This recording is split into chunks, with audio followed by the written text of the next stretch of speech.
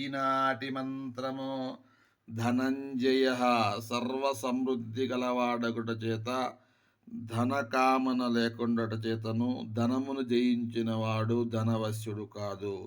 ధనంజయ, ధనము అనే దానికి ఆయనే అధిపతి అవటం వల్ల ధనము ధనము అనే వశ్యానికి ఆయన ఎప్పుడూ వశుడు కాదు. అదేవిధంగా ధనాన్ని జయించినవాడు. సాక్షాత్తు ధనలక్ష్మి ఆయన హృదయంలో ఉంటుంది కాబట్టి ఆయన ధనానికి వశుడు కాదు. మనందరం అనుకుంటాం ఆయన ధనానికి వశుడు అవుతాడు, నేనేదో ఉండిలో ₹1,00,000 వేస్తే ఆయన నాకు ₹1,00,00,000 ఇస్తారనుకుంటారు. అటువంటివన్నీ ఉట్టి, అవన్నీ నిజము కాదు అని చెప్పేదే ఈ మంత్రం. ఆయన ధనానికి ఎప్పుడూ వశుడు కాదు. ఆయన కేవలం భక్తికి మాత్రమే వశుడవుతాడు. ఓం ధనంజయాయ నమః. ఓం ధనంజయాయ నమః. ఓం ధనంజయాయ నమః.